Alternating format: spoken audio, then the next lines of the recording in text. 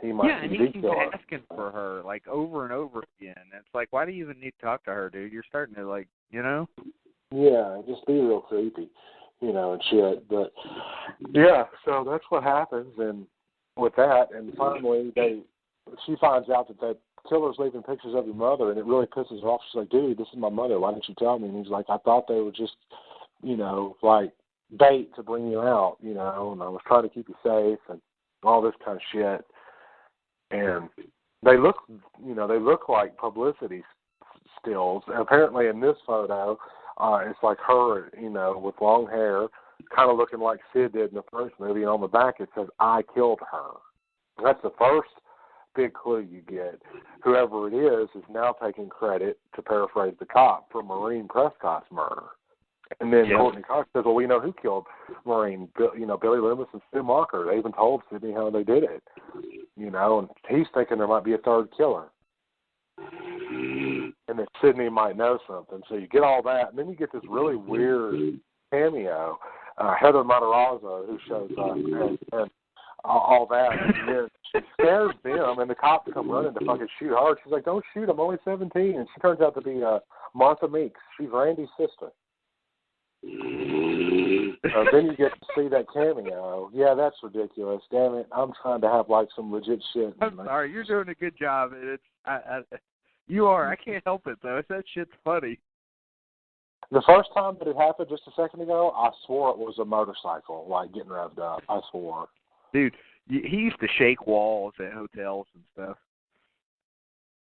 Oh my God, what a hellraiser! And now it stopped. Now all is silent. Yep. What's funny, though, is he checked his phone for a second, laughed, liked the comment that I made, and then went away. Went back to sleep again. Wow. But, yeah, so you get all that, and so you find out that there's something there, and you get to see this little cameo by James Kennedy. He's made a tape. He's like, told you I'd make a movie someday, and this is where we get the rules for a trilogy. Which he references something, and I'm trying to figure out what it is. He says, Godfather, Jedi, all revealed something that we thought that was true that wasn't. What was revealed in Jedi that we thought was true that wasn't? The brother-sister thing. That was true, though. They were brothers. Well, he says his quote is, Godfather, Jedi, all revealed something that we thought was true that wasn't. Well, they are brother and sister, because we find that out at that point when Luke does the big reveal to her at the Ewok thing on Endor. I guess the thing that I guess it's just I don't know. Maybe that there was no good left in the father, but it turned out that there was because he was able to redeem him. That's the only thing I can think of. Personally, I think this is the same dude that got the quote wrong from Aliens. So, I think it was a grain of salt.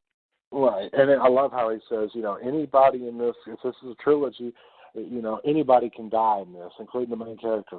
That means you said, I'm sorry, but all bets are off. This thing could be like fucking Reservoir Dogs before it's through. And I was like, nice. Very nice reference. Oh, hell yeah. Yeah, but anyway, he's like, the past will come back to bite you in the ass. Anything you think, any sins that you can complete, done in your past are about to break out and destroy you. The past is not at rest, and the killer, you're going to run into one that's invincible. Stabbing him won't work, shooting him won't work. You basically have to cryogenically freeze his head, decapitate him, or blow him up, and that's pretty much what he says. And he says, in closing, something else, you could, if you're dealing, if it's just a sequel, same movie rules apply. But if you're dealing with an unexpected backstory or a preponderance of exposition, you are not dealing with a sequel. You are dealing with the concluding chapter of a trilogy. And the unexpected backstory we get is about Maureen, which we find out more, a little bit later. And then he says, in closing, I want to say good luck, and Godspeed, and for some of you, I'll see you soon, because the rules say some of you aren't going to make it. I didn't, not if you're watching this tape. And then it goes off. And it's just like, wow. It was a cool scene. It was a cool scene. Cool. It was very cool. Very cool scene. Good way for him to come back. And originally, what they were going to do is they were going to have it that he survived the knife attack in Scream 2, and his family had him hidden away for, like, safety and, like, protective custody or, like, witness protection. But that was just too unbelievable after they saw after you see the way that he was stabbed with all that blood, there's no fucking way. Yeah. He would have lived. So they dropped that. But it would have been good to see him back in a bigger role, but at least he got, a little bit. His 15 minutes the same for the movie. We get to see him back, a little bit. So after all that, Dewey takes a look at the photo of Jennifer, we're going back to the photo of Jennifer from the night the house blew up and the photo of Maureen, and they're taken at the same spot on the back lot.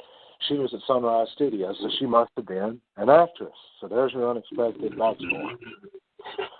Yep. So after all that, you get more, more or less the killer wants to fuck with Sydney. He calls her at the police station, and Detective Kincaid's not in the office.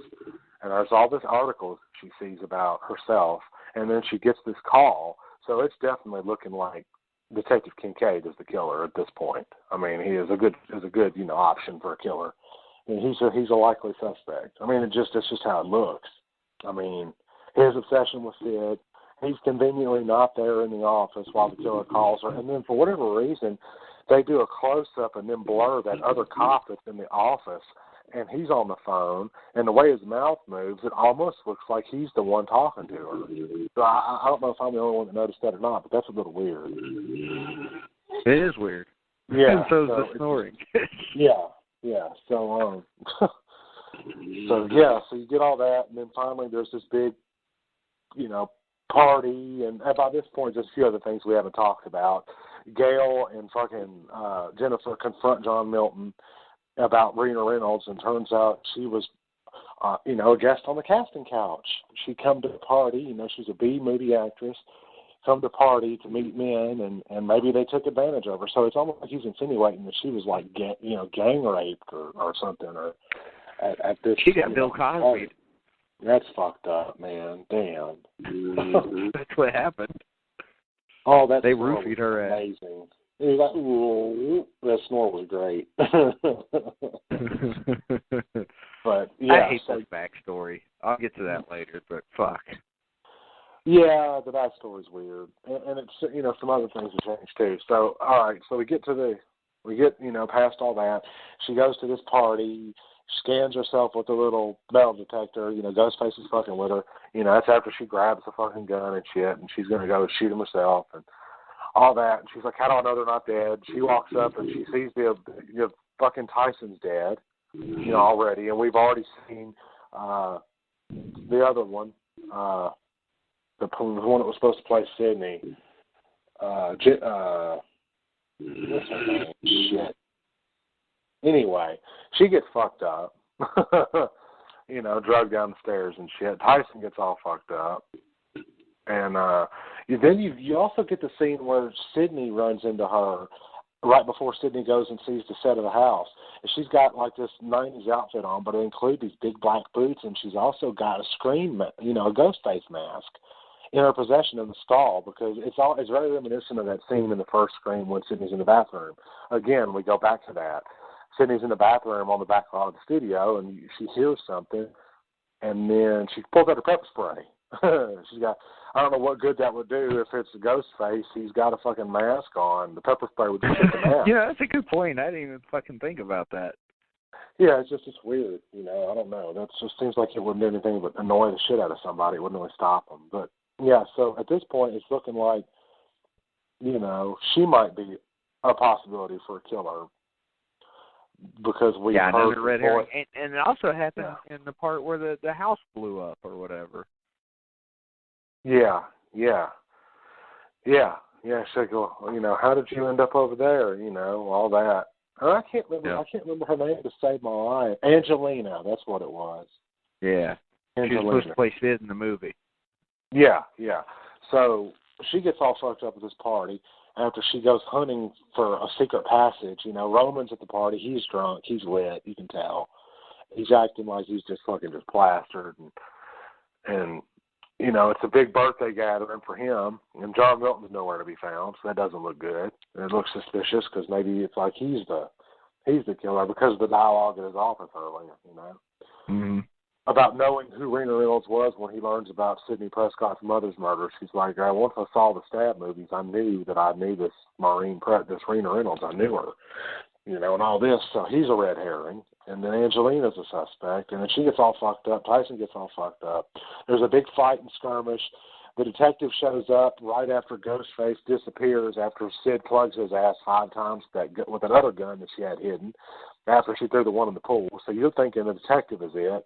And then all of a sudden the detective looks behind Sid and sees Ghostface coming. He pushes Sid out of the way, and he's like, no.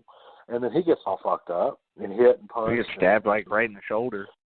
Stabbed in the shoulder, punched in the face, his head rammed into the fucking fireplace. He's all fucked up.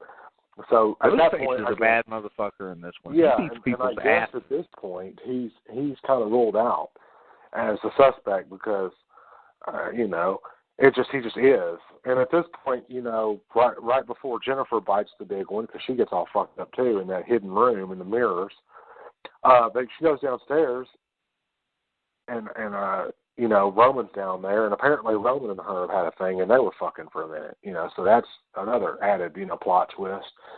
And then he goes to investigate some noise, and then fucking Gail goes down there and opens up the casket, and he's deader than shit in there with a knife right in his chest. You know, deader than shit. Yeah, he is. Just laying there. So you're like, well, fuck, they got Roman, so they're killing everybody now. And another thing we didn't mention that's kind of important with this is they reference when Sarah Darling dies, the script has changed. The dialogue. She's like, has there been another goddamn rewrite? How the fuck are we supposed to learn our lines when there's a new script every 5 Right, that's minutes? the Scream 2 one. Yep, and also, by the way, with the Roman, okay, first of all, Candy's death sucked. But with Roman's death, you know, where it shows him dead, is that the first, when we'll get to it, I know, but we'll talk about that more in a minute, but is that the first quote-unquote, like, off-screen kill that we get in these movies? I think it is, unless I know you there's count a reason we Randy. don't see it. Unless you count Randy, because we didn't really see it. I mean, we saw it afterwards. Yeah. We heard it, but we didn't really see it. But yeah. This is the only one where they just stumble upon a body, though, right? Yeah, so after that, she gets all fucked up, but she reveals she's the killer in Stab 2 or Stab 3. She's the killer, you know, and I don't, you know, and thinking that's going to save her, she gets fucked up. Dude shoots out the mirror, and, you know, she's all dead and shit, you know, stabbed to death and shit. And I almost thought maybe he shot her accidentally when I first saw the film years ago, because the way she fell through it and shit. Yeah, the way she fell through it, I was like, well, fuck, she's going to die anyway, but damn, did he have, you know, he shot her too, so. Yeah, it's all fucked up. So by that point, Sid is trying to, you know, get away and you know, whatever. She's like, you want me, motherfucker, come get me. And she's being a real badass like she normally is, and she's trying to end this. And goes into the screening room, and she sees this footage of the father, of Billy's father, and her meeting at, like, some seedy fucking hotel, I guess. And then you see the sheet, this walking sheet, of like a body bag thing, and you hear Sid's mother's voice coming from underneath it, because she saw that same bag in the house for the scene where her mother gets killed and shit. It's all bloody and shit, which is kind of cool that we get to see that, you know, that imagining of what Sid's mother's death looked like. That room was fucking bloody as shit, man. There was blood everywhere. But yeah, so she's like, well, don't you remember your mother? And that's when the voice changes to the ghost face, pulls the thing off, and then she fucking, you know, she's like, I shot you. He opens up his fucking costume, and there's a bulletproof vest, and you're like, oh, shit, maybe it's the other cop. You don't know. You don't fucking know. But then he takes the big reveal. He takes the mask off, and it's fucking Roman. And yeah, what the fuck? You know, you come to find out Roman is Rena Reynolds' son. That he was born of that occasion in the 1960s or 70s when Rena was taken advantage of, and I guess raped by those people, you know, at the party. He's like an illegitimate child or something, and he's all pissed off about it and shit. And, you know, it's this, that, and the other, and they're trying to get in to get to and find her, Dewey and Gail, and then the door opens again, and you see Kincaid So by this point, something else has changed. In the past 2 movies, we've had 2 killers. Not this one. This one, we've only got 1. Yep. This one, we've got Roman. That's a big difference.